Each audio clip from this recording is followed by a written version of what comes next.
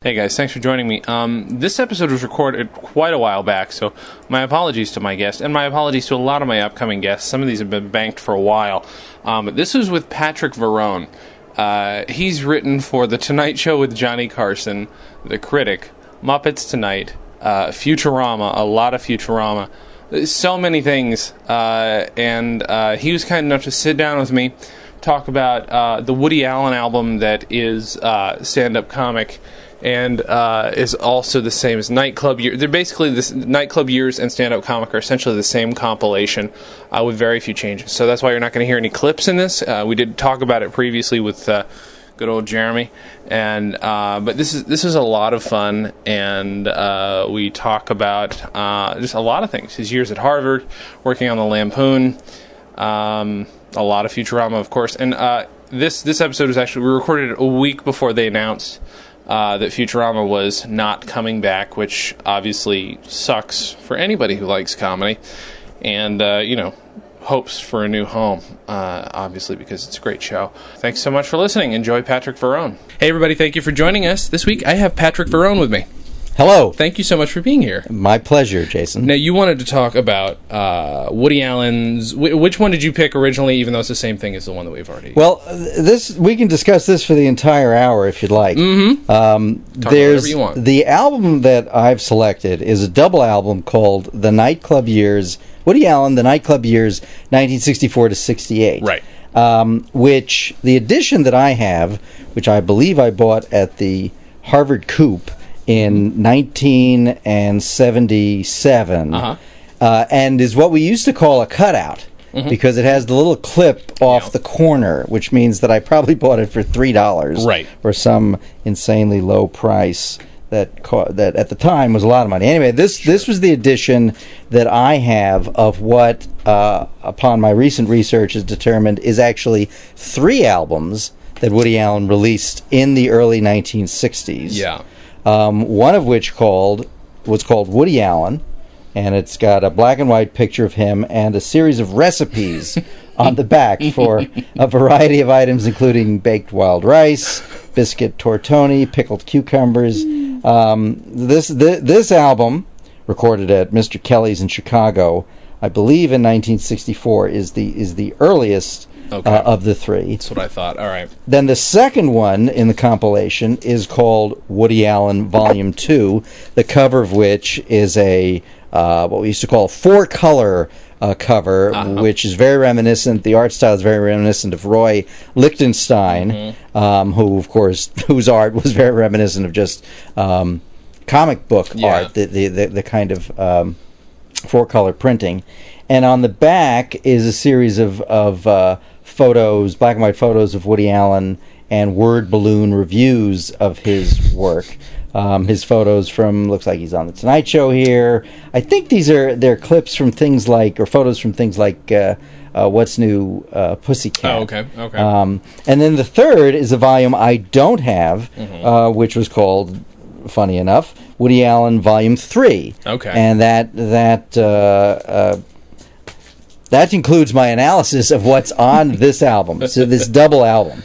But among the things that I found interesting in listening to this album for the first time in a very long time, one thing is that it's not available on DVD, a CD, right, or download from iTunes. Yeah. You can't get this. So if anybody wants to make me an offer, please feel free to. I took a look. It is available pretty readily on eBay. Sure. Collectors are offering to get rid of it at a reasonable price. But it's interesting to me that what is considered, a national treasure by comedy standards, you simply can't get in the digital age unless you find somebody with a bootleg. And I don't know why.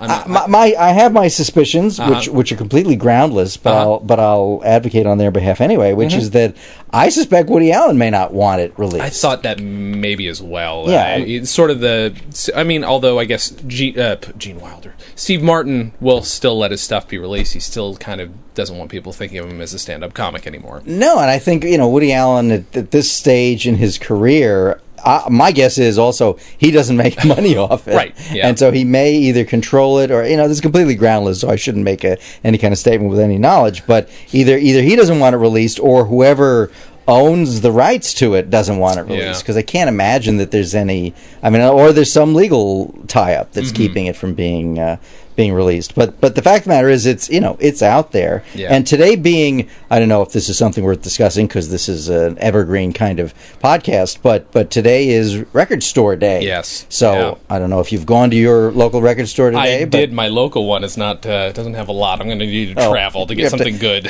Go over to Amoeba Records or somewhere and probably. And which, by the way, as record stores days go, unlike comic book day, Record Store Day is just about buying records. Yep. It's not getting free stuff. It's not, right. And typically it is vinyl. And although I think they are offering, it's simply to get you into a brick and mortar store. For sure.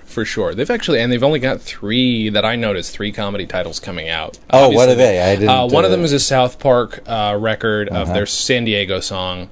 Which I still haven't heard. I know that people will hate me for saying that. I still haven't heard it because I don't watch South Park that much anymore. The other is a remake of the Cheech and Chong song, the cross-dressing song. My God, it's totally just left my brain. Earache My Eye. They release a new version of Earache My Eye, and the other one is a Lonely Island single. Oh, okay. So those 3, that's it. And I mean, the Earache My Eye one would be fun, but I have it on 3 records already. So, well, lucky you. Lucky me. and then the final comment I want to make about the physical LP is that because it's a double album, for those of you again too young to appreciate this, the albums themselves are numbered. That's right. Side 1, one disc is side 1, and the opposite is side 4, and then the other one is side 2, with the opposite side being side 3. And the rationale for that, again, for those of you who don't have any recollection of living at a time when LPs were played on a turntable, some of which, and any real stereophile out there would walk into your house and see this kind of device and immediately walk out because it was bad for the record, it was bad for the turntable. It would have this extended stylus in the middle, which allowed you to stack records, and then so in other words, side number 1 would be on the platen, would play through, and then it would drop the second album, play side number 2. Then you would turn them both over, and play 3 and 4. However, if you think about it, it's still that you still have to rearrange them because it would play 1, 2, 4, 3. It should have had 1 and 3 on the other side, 2 and 4 on the other side. But maybe that was their idea of a joke. It could be. I like that idea. So when did you? How early was your awareness of Woody Allen? Like, when did you start? Oh, well, my awareness of Woody Allen dates back to among my earliest memories because I was born in the year of our Lord 1959, which always gives me the advantage of having that whole extra decade that I can say I was alive during the Eisenhower administration, which that and a quarter will. I don't know what it'll get you now. A quarter doesn't buy it. But anyway, so I'm old enough to remember when you could say that and a dime would get you a cup of coffee. So 1959, I started. My parents would go to the drive-in, and one of the earliest recollections I have is going to a drive-in movie and seeing or falling asleep in the back seat while my parents were watching What's New Pussycat. Awesome. Written by and co-starring Woody Allen. So that's my earliest recollection of this really menschy kind of guy.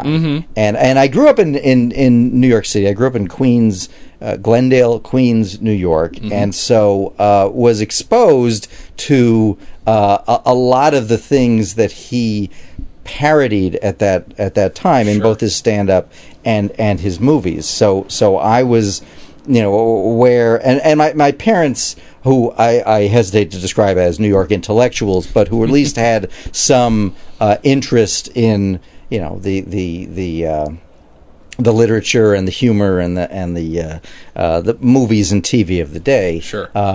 Exposed me to things, including Woody Allen. But then it really wasn't until I would say high school and just seeing his movies, either CBS late night or so the early, as he calls them, the earlier funny movies, including Bananas and Take the Money and Run and Sleeper, of course. And so then once I was a teenager and actually going to movies, I think the first Woody Allen movie I saw in the theaters would have been Love and Death. Okay. And then, of course, Annie Hall, and from then, it's Legion that we would just routinely go to the Woody Allen movie when it came out, and also around this time, the early '80s, VCRs started to come into prominence, and you could actually rent the movies, watch the movies. Sure. But up until then, and my college era was spent late '70s, early '80s. Before the day of the VCR, before the day of the DVD. And so for us to experience Woody Allen, we had to play the album. Yeah. And that's really where I was most exposed to his work. Yeah. Do you remember the first time you sat and listened to a comedy album and who it was with? Was it family or friends or...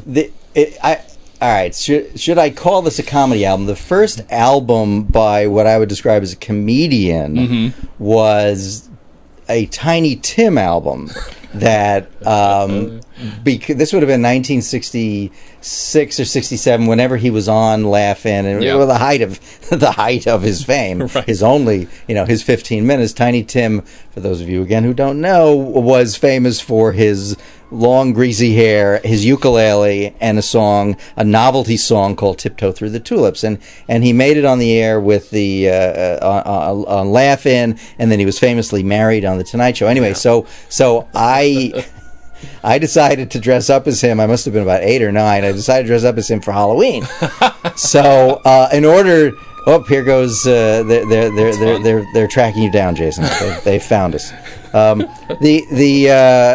order to perfect my costume, we drove out to the Roosevelt Mall in Long Island and bought the Tiny Tim album, which was probably a top 40 album at the time. Sure. And so again, but that's not. I don't know that you would call that a comedy album. The earliest comedy album that I think I owned, again, it's not a comedy album, but there was this series. My father bought this series of albums in the late '60s of famous radio shows, radio news, everything from the Hindenburg to Amos and Andy. Sure. And so there was this collection, and who knows if it was even illegal. It could have been a bootleg assortment of famous radio plays, but it included a lot of Fred Allen. Oh, okay.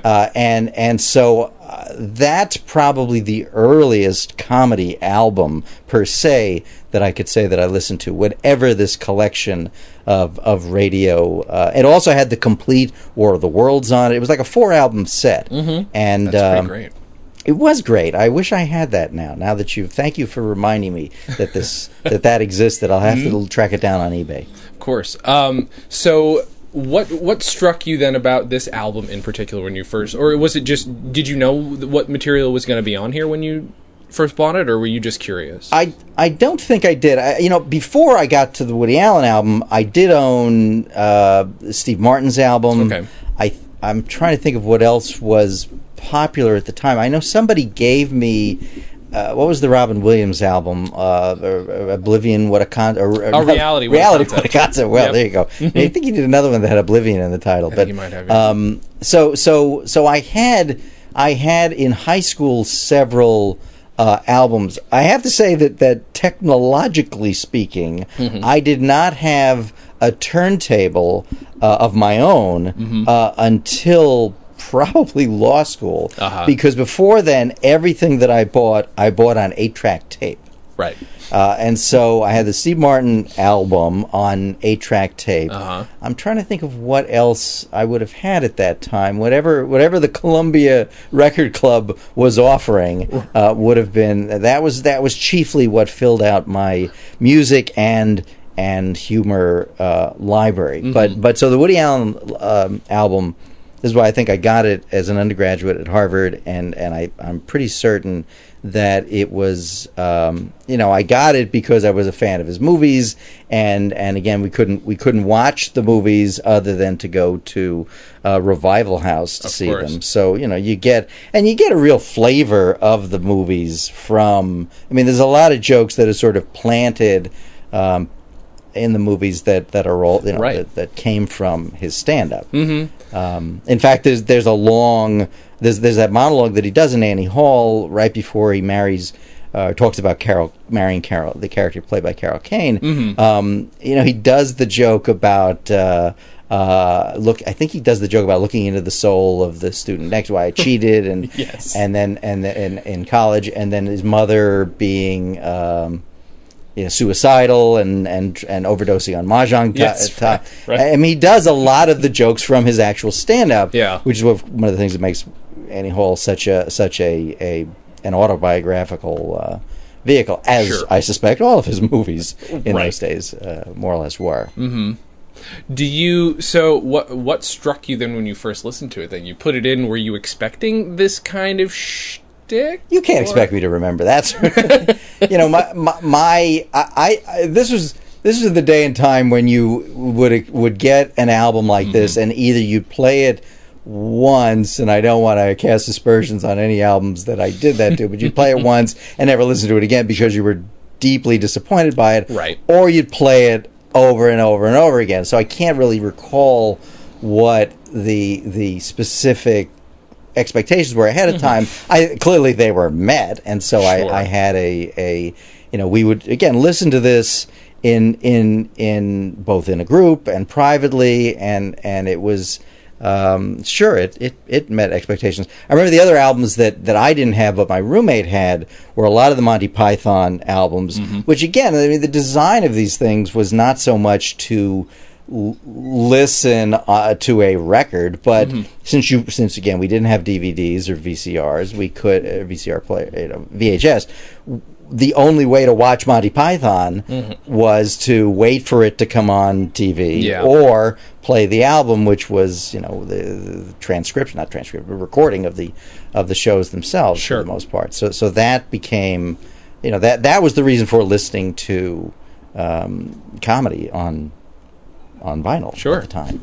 So, and I guess I did expect you to say law school, so I obviously haven't done all my research, or just most of my research into everything that you've worked on and written that I've absolutely loved. So I did not expect you to say law school. So when did that change? When did that change? And what writing were you doing at the time? And how early did you start working for the Lampoon? Writing for the Lampoon? So I was a sophomore in 1978, and I competed for. This is the Harvard Lampoon, not the National Lampoon. The Harvard Lampoon, nation's oldest humor magazine, founded in 1876, and so I arrived at Harvard right after the centennial, and so a lot of the undergraduates were.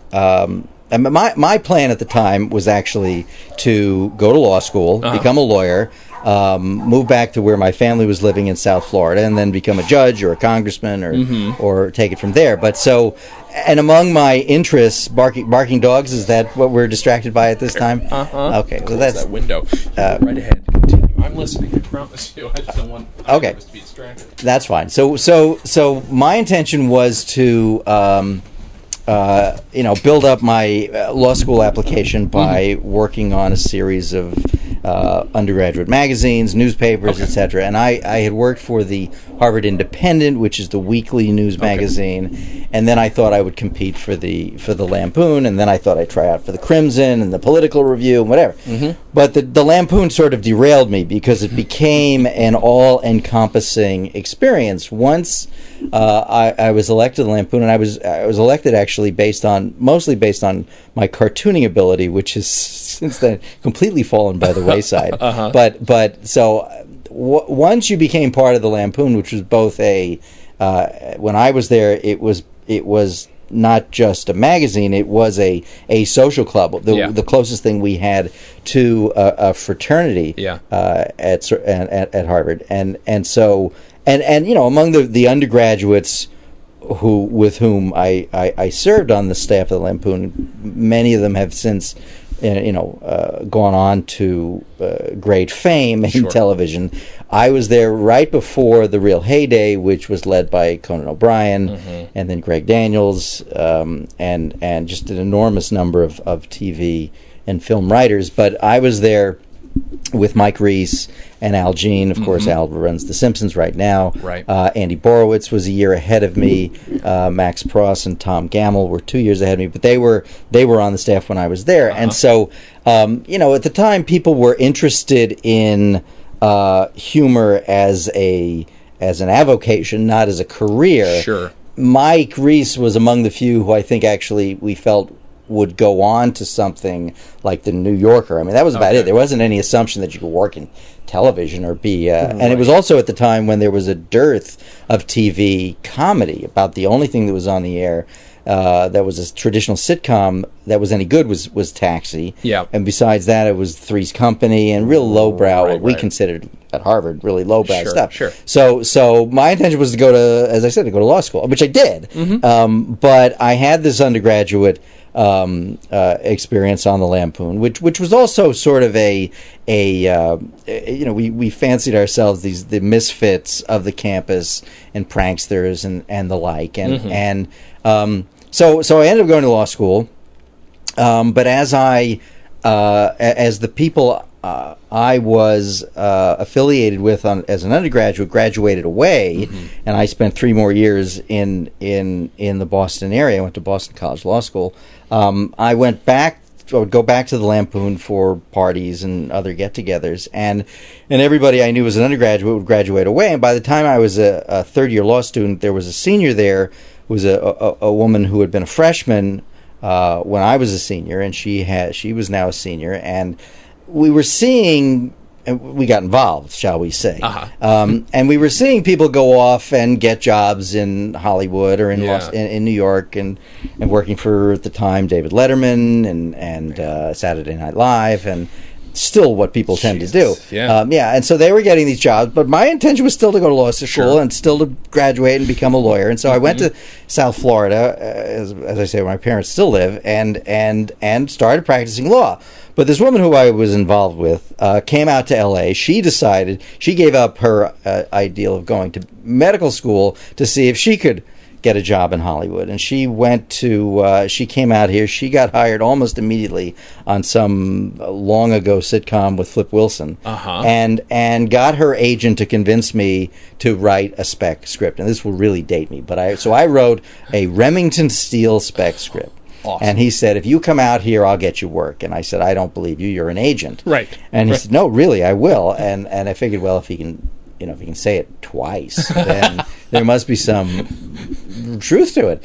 So I went to the senior partner in my law firm, and I've been there for maybe 18 months, less than 2 years. And I said to the senior partner, what would you think if I took a 3-month sabbatical and went out to Hollywood to try to write for television? And I covered my face because I didn't know what he was going to throw at me. And he said, son, when I was your age, I could have pitched for the Detroit Tigers, and I turned them down, and I've regretted it ever since. So you go out there and you see if you can make it in Hollywood. So I did, and I'm now at the 26th year of that 3-month sabbatical, and I don't suspect that I'm going back. But so I came out here, and I ended up So here's a comedy on vinyl story. I came out and was writing spec Golden Girls and spec Cheers and the stuff that you wrote in 1986. But then the agent called and he said, so they want to start this new thing called the Fox Network. Rupert Murdoch wants to start his own television network. And at the time it was ABC, NBC, CBS. Yep. And so he wanted to start Fox, and he was going to start it by luring Joan Rivers away from The Tonight Show. Right. Joan had been the regular guest host on The Tonight Show with Johnny Carson. And so he said, can you write for Joan Rivers? And I said, I don't know. So I did what you could do in those days, which is I went to Tower Records and I bought Joan Rivers' album, which I can't remember even the name of. Is it the next to last Joan Rivers album? No, it's the one that has her wearing a fur coat and off her shoulder and yeah. Anyway, so So I bought that. It was all Heidi Abramowitz jokes, and it was what she was doing at the time. And so I started, I wrote these 1 and 2 line jokes.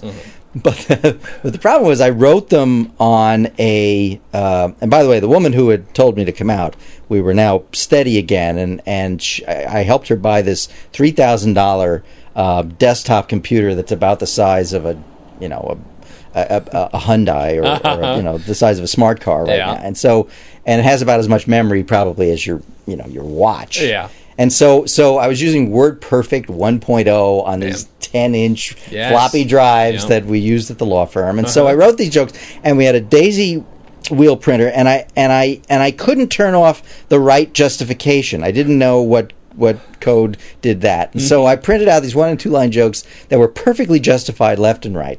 And I handed them in, and the head writer was a sweet dear man named Hank Bradford, he used to be Johnny Carson's head writer. He went back to the days of Sid Caesar and Your Show of Shows. Wow. And this is a guy who'd never written on anything other than a manual typewriter. Sure. And he gets these jokes, and he calls me up and he says, "These are the best typed jokes I've ever seen because they're so perfectly justified." And he said, and some of them are kind of funny too. So anyway, he hired me on the Late Show with Joan Rivers, live television.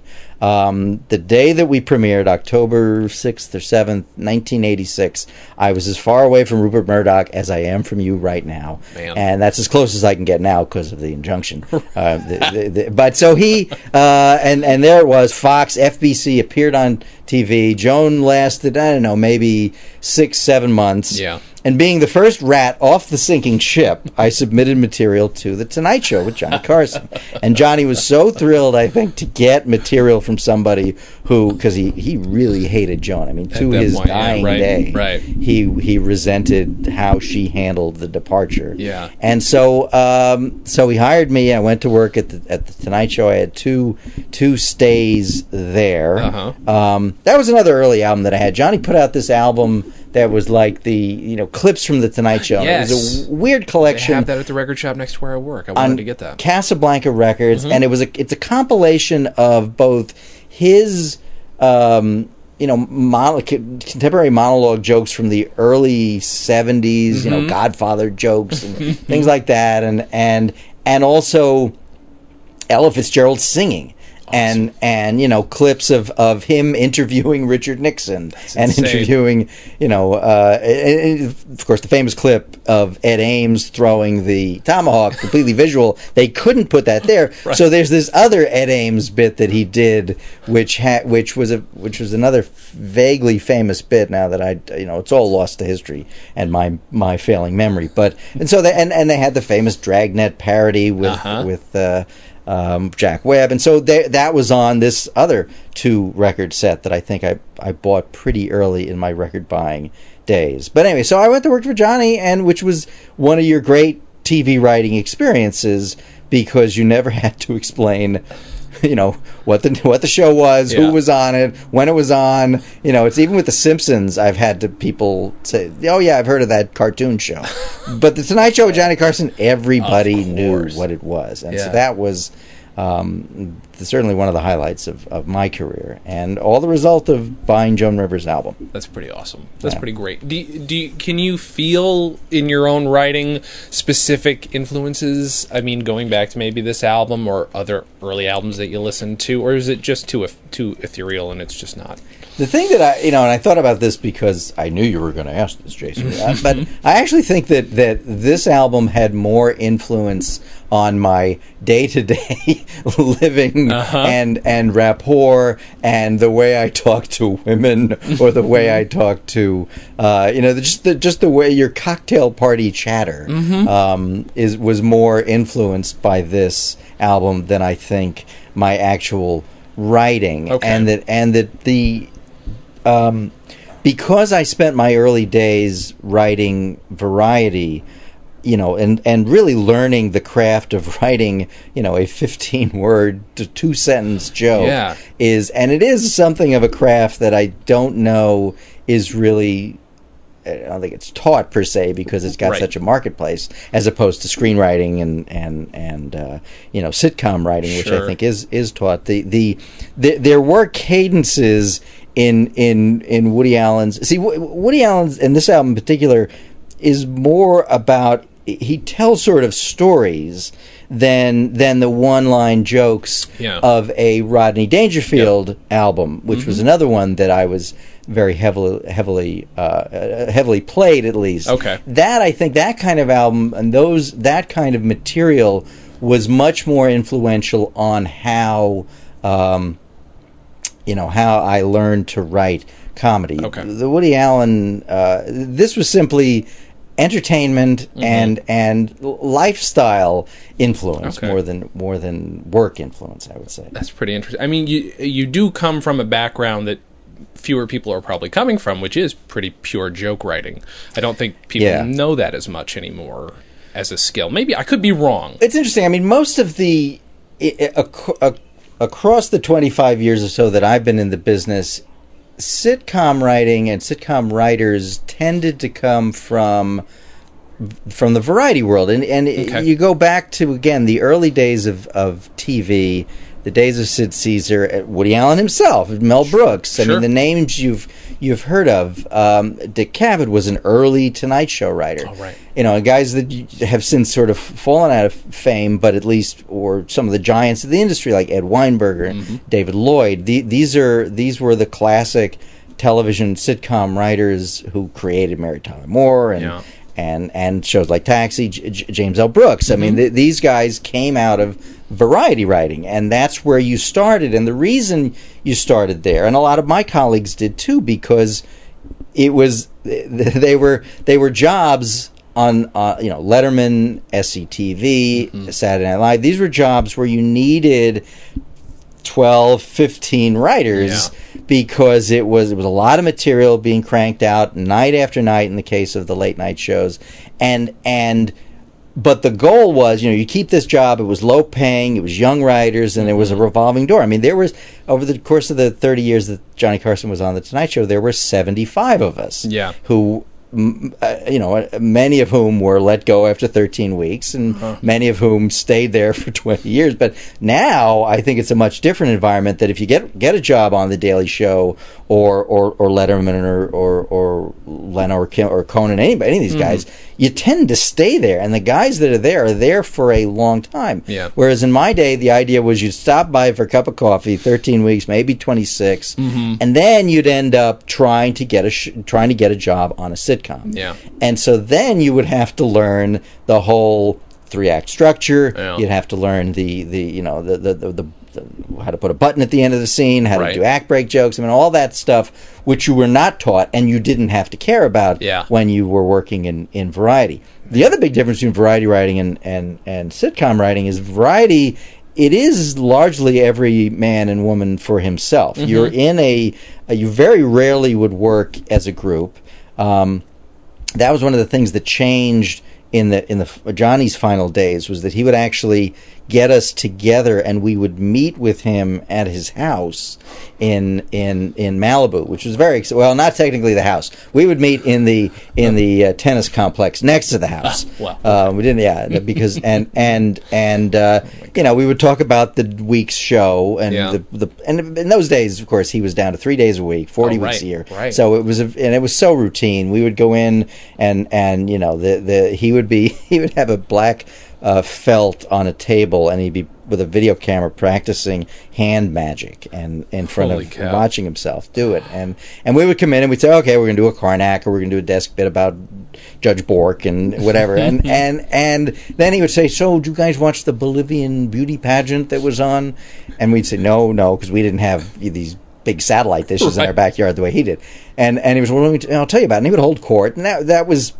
My point is just that was the only time we would really work together, certainly with him. Nowadays, I think that there's more of that with shows like The Daily Show and Colbert. But with a sitcom, you are definitely in a room with other writers constantly, except when you're out on script. And so there's a lot more collaboration involved in every single line in every single script. And that I didn't get into that environment until I went to work in animation. Yeah. When Mike Reich and Al Jean hired me on The Critic in 1994, and that's when you have to learn this whole different work ethic. Did you like that at first? How difficult was that for you? Well, my attitude at the time was, and probably still is, well, I'm only doing this for a couple of years, and then I'm going to go back to being a lawyer until this gravy train runs out. Yeah. And when Carson retired, and actually I was the last of the 75 writers to be let go from The Tonight Show. Wow. And so with about a year left, he let me go, and then he retired. And, of course, I could say, well, he couldn't do it without me.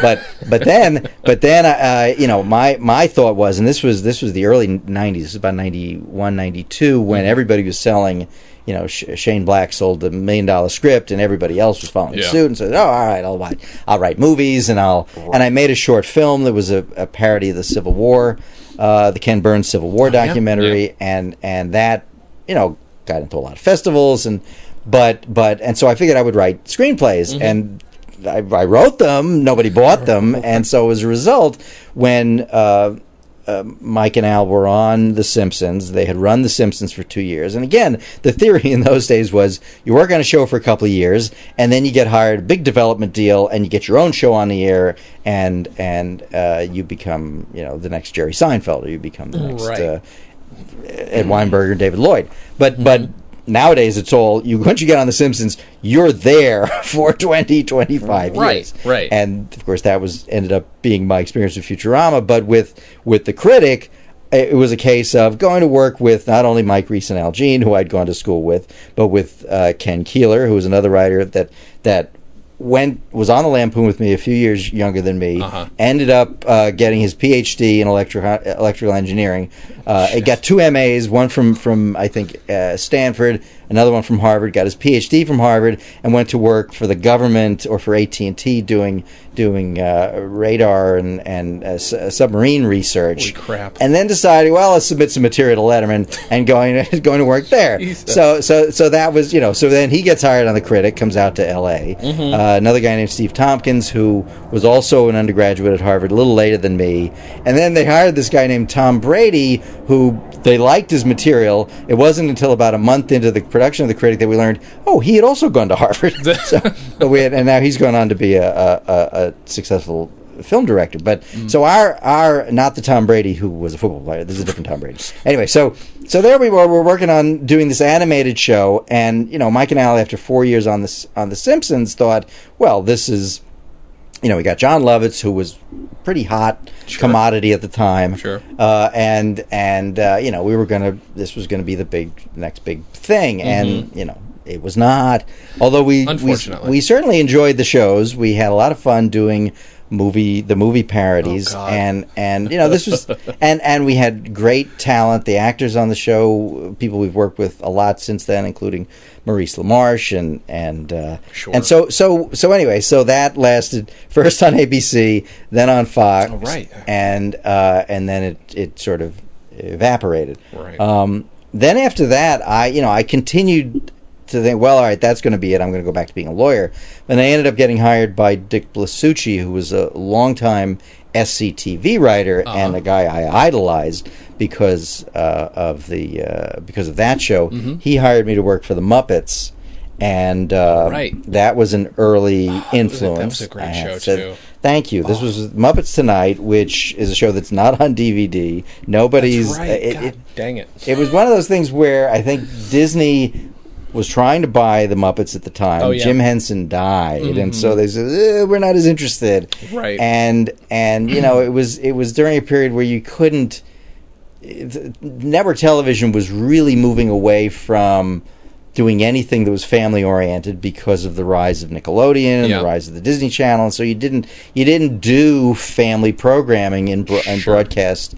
And so we ended up getting stuck at 7 o'clock on Sunday nights, and so we did the first season of that show for ABC and a second season for the Disney Channel. And we ended up winning an Emmy because of the an episode we did with Prince, which was extraordinary. And so I spent 2 years on that, which was more variety than sitcom, although it was it still had the kind of story. Yeah. And then after that, we went to work on Futurama, and that's been a 12-year up and down roller coaster ever since. An insane one. I mean, just all but.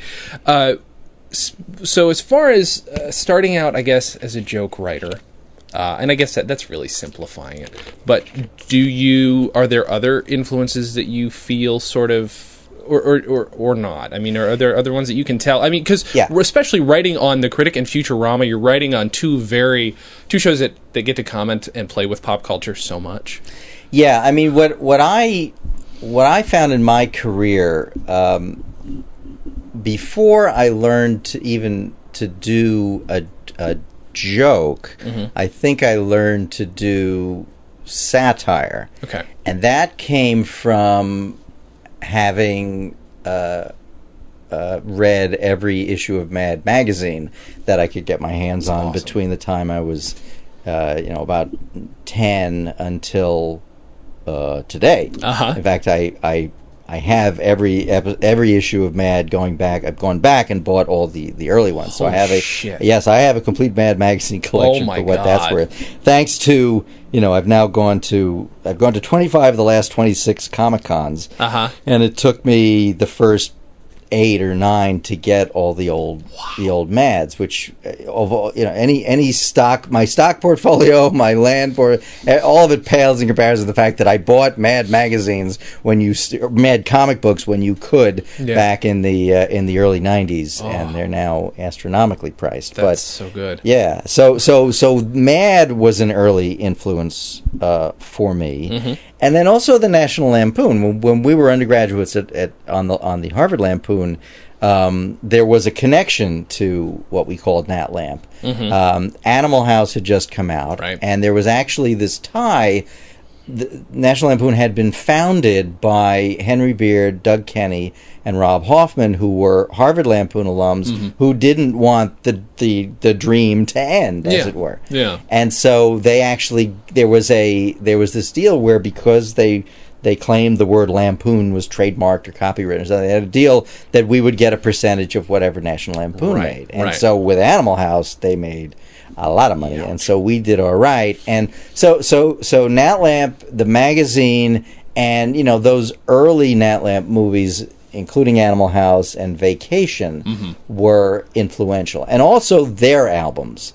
And the one in particular of which I was most fond was the Greatest Hits album. Yeah, that had it had a combination of sketches and parody songs, and stuff by Tony Hendra, the remarkable John Lennon parody that's on there, and so that became sort of what taught us how to write sketches. And we actually, and I brought it with me since I thought you might be interested in it. This was the issue of the Harvard Lampoon, the media number from 1979 or 80 that Al Jean edited, where we actually made our own little album. It was an album. It's about 12 minutes of material. That's so good. And we went to this company in Florida called Evatone, and for the price of, I think it ended up being about 12 pages of the magazine that we had to sacrifice, they made 5,000 copies of this little floppy yellow plastic single, basically, called the Harvard Lampoon Greatest Hits, April 21st, 1980 to April 28th, 1980. And it's very innocent, and it's very early stuff by Andy Borowitz and Paul Redford, who now runs the Aaron Sorkin show, and was on News Radio. Was on West Wing for years. What's the Aaron Sorkin show called? West Wing. News. The Newsroom. Sports Night. Newsroom. The new one. The one that's not. Sorry. Named every show he did. And Mike and Al worked on it, and Ken Keeler, and so anyway, it's something you can choose to listen to at your leisure, because it's certainly not something that's available anywhere else than here in this room. That actually reminds me of, I know there's at least one Mad magazine that had the It's a Gas single in it. Yes. Did you have those? And I did. And they acted out the All in the Family parody. Really? Yes. They got which I believe was written by Arnie Kogan, who was a famous sitcom writer whose son Jay Kogan was a Simpsons writer for years and has a show on Nick right now. But they recreated that All in the Family parody and acted it out, and that I think they also released on one of these floppy things. Yeah, you used to get these things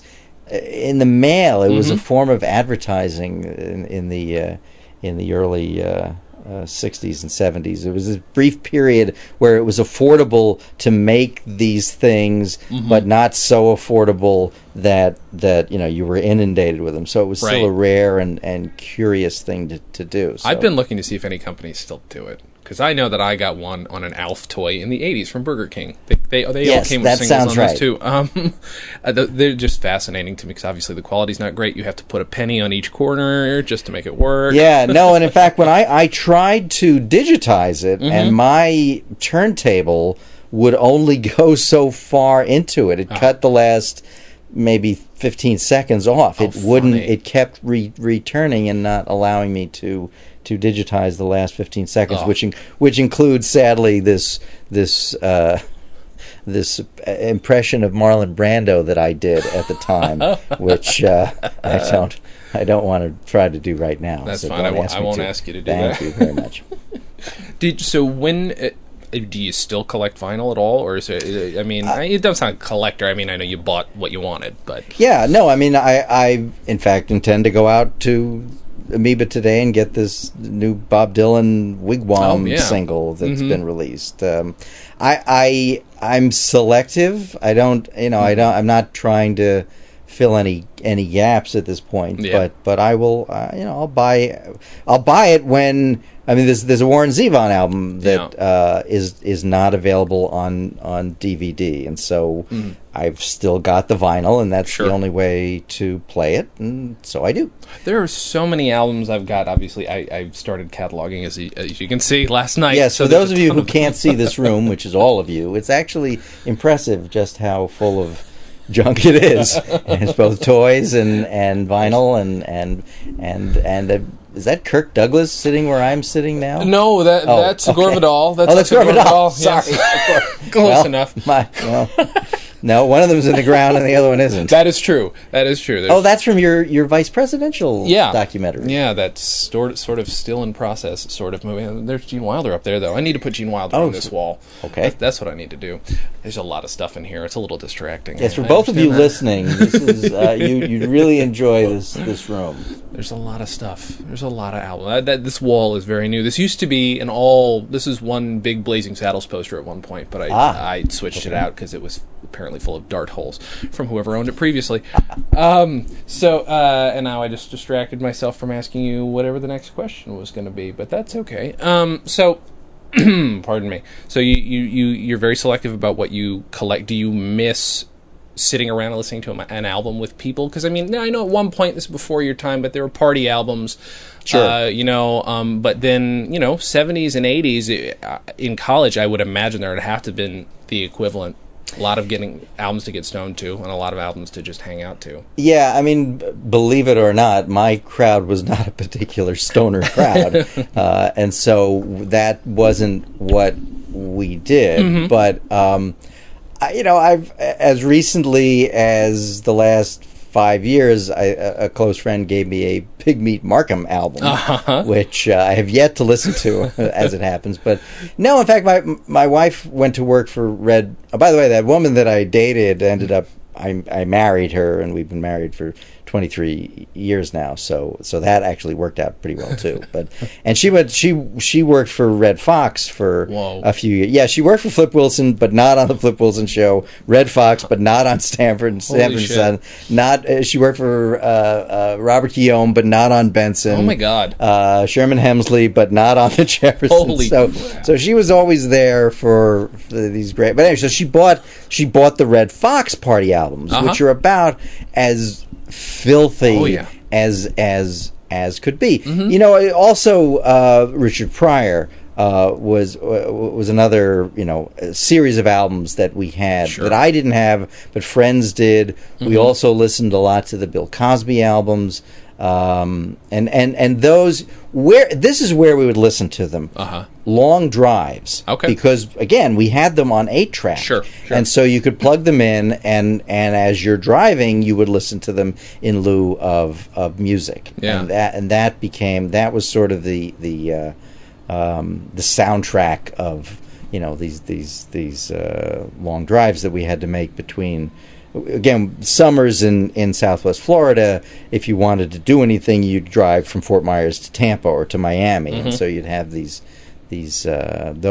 drives were often filled with listening to comedy. That's pretty great. I've heard that a couple times. I normally do think of music, but I've heard quite a few people who just fill the air with that, and I think it's a little more.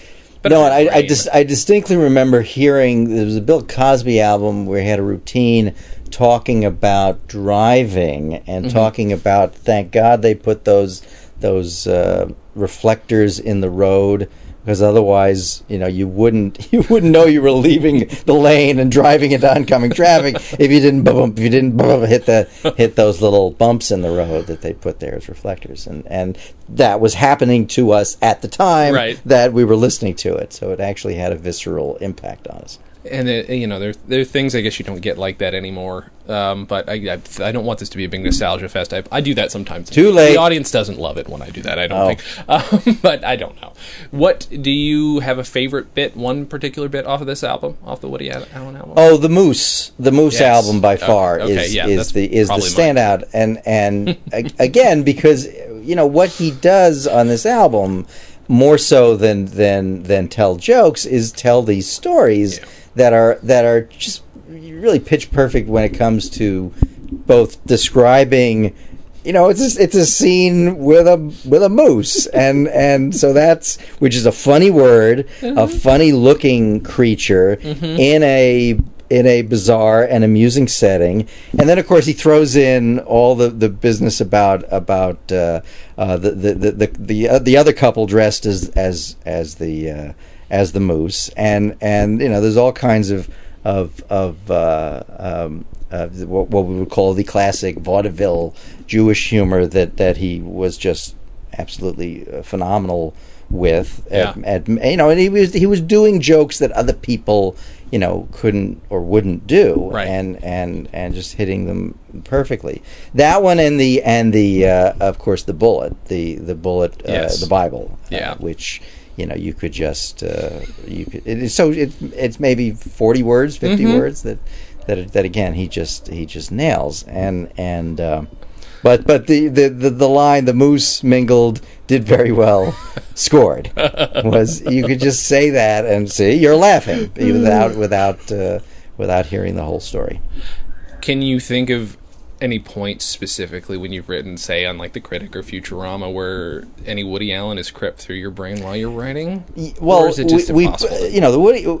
The Critic had Woody Allen. That is true. Lovitz liked doing his impression of Woody Allen, which was and at the time Woody Allen was going through a lot of stuff with Mia Farrow and Sun Yi, and his personal life was coming to the fore. So we would, both on The Critic and on The Simpsons, Woody Allen would creep into the into the environs, but I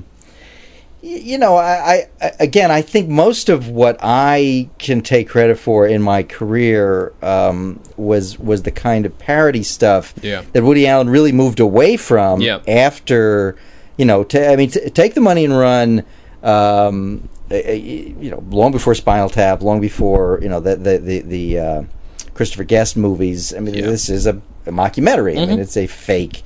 The whole film from start to finish never wavers from it being a parody. Sure. And so when I made my Civil War documentary parody, I remember getting a lot of comparisons to Take the Money and Run, which I considered high praise. Yes, and that was, even again, they chose to do that rather than to compare it to, say, something like Spinal Tap. But it And so, whereas that's sort of that's the closest I can say that I come to Woody Allen's sense of humor. Sure. Because I don't think of myself as particularly neurotic or doing the kinds of I mean, I like to think of my humor as smart, but on a show like Futurama, where, I had my JD, there were 3 PhDs, 8 people with master's degrees. I mean, I was the dummy in that room to a certain extent, and so there was a lot of math and science humor and really smart, sophisticated stuff. Sure. And so to put in the kind of Woody Allen neurotic, self-conscious material, we didn't do that so much. I think David X. Cohen, our showrunner on for the entirety of Futurama, I don't think he disliked Woody Allen, but I just don't think that was his style of humor. I also don't think Matt Groening is as into that kind of material. He might prove me wrong and say he loves Woody Allen, but it wasn't the target that we were going for largely. That makes sense. I always like to ask, if you're going to recommend this album to somebody who's never heard Woody Allen before, doesn't know who a young person per se, what would you say to get them to listen to it? Well, again, it's not of this era, For sure. So, but what's fascinating is that, and I've done this with my own children who are now teenagers. I tried to sit them down early and get them to watch Buster Keaton movies and Marx Brothers movies and Woody Allen movies, and I never really had the opportunity because we didn't have a turntable, so I couldn't play the albums. But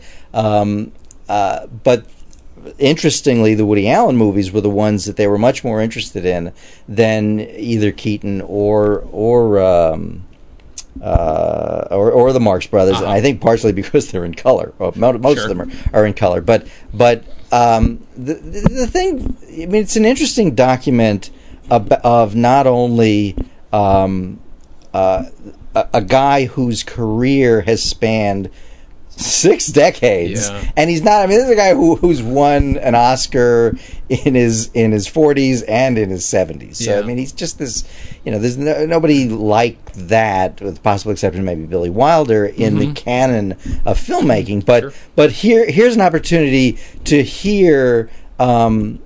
It's like saying, okay, here's the early drafts of The Great Gatsby, or here's what Lincoln wrote. Here's the Gettysburg Address that he wrote before he wrote on the envelope. I mean, it's just this early stuff that of an American icon, and it's still pretty well polished, considering he's young and doing kind of innocent material and stuff that astonishingly hasn't dated. I mean, there's a joke about, is it Lorna Luft? No, who is it? It's Pinky Lee, or it's somebody who I can't even remember who the name that he alludes to, and I don't even know who it is, and I can't even remember. But there are some dated jokes in there, and but he's talking about stuff that's really, really evergreen. And 50 years later, I mean, this album is 50 years, or the content in this album is now 50 years old, and it's still funny. Yeah, the Moose is still funny. It's great. And sorry, the button to that whole thing, the Club's Restricted, is one of my. And the Club is Restricted. The joke's on them because the Club is restricted. That's right. One of my favorite things ever. Thank you so much for doing this. I really appreciate it. Is there anything you want to plug? Oh, well, yes, of course. Please. New episodes of Futurama begin June 19th at 10 o'clock on Comedy Central. This is, where are we? This is April of 2013, so depending on when you listen, but who knows? The new episodes of Futurama appear at any given time and any given place, so I can't, let's just say there will be new episodes of Futurama sometime, somewhere. Look for them and watch them, and thank you. Your Civil War film, is there any way to see that anywhere? No, not right now, at least, because it has music that I paid for. I paid the rights for, but not for internet digital release. So Okay. I just don't want the Harry Fox agency coming after me. But someday I'll put it up on either YouTube or somewhere. But no, it's not. I'll let you have a copy, and if it slips out into the, well, I don't want it to slip out See, into the then world. you can blame me, and then I'll be the one who's totally responsible for it. Yeah, but I want royalties for it. Understandable. Yeah. What about your figurines? Of course. Yes. Well, my figurines, yes. Well, that's my sidelight is making little figurines of presidents and Supreme Court justices, and they're at Verrone.com if anyone cares to take a look. I'm actually right in the middle of trying to find a domestic factory that will make them. I just have this sense that people don't want their presidents and justices made in China. So the fact is the person who made the first batch retired, and so now I'm looking for a new molding and casting facility. Well, they're incredibly cool looking, and I love the style of them, obviously, because they're based off of the Marx figurines, right? They go back to the early 60s or late 50s. Louis Marx, the king of toys, the man who kept Christmas alive during World War II when Congress wanted to shut it down. And no, these were figurines that I had as a kid, and then when they went out of business and Nixon was the last president that he made, that would not stand. And so I decided to teach myself molding and casting and sculpting, and made all the presidents since Nixon. And I made a set for myself, of course. I put it up on eBay, and it sold for $700. So I said, crap. let's make more of these. Holy cow. And yeah, but it is it's very personal. Each one is numbered. Each one is initialed by me. So until I find some factory they used to be made in West Virginia, in a fully unionized factory in, I think, Glencoe, West Virginia, is where the Marx toy factory was. And then by the early 60s, they shipped them off to Hong Kong. But it's still, we're going to try to make them domestically and see if people will buy them. That's awesome. Thank you again. This has been a lot of fun. My pleasure. Oh, good. Thank you guys for listening, and as always, have a good thing.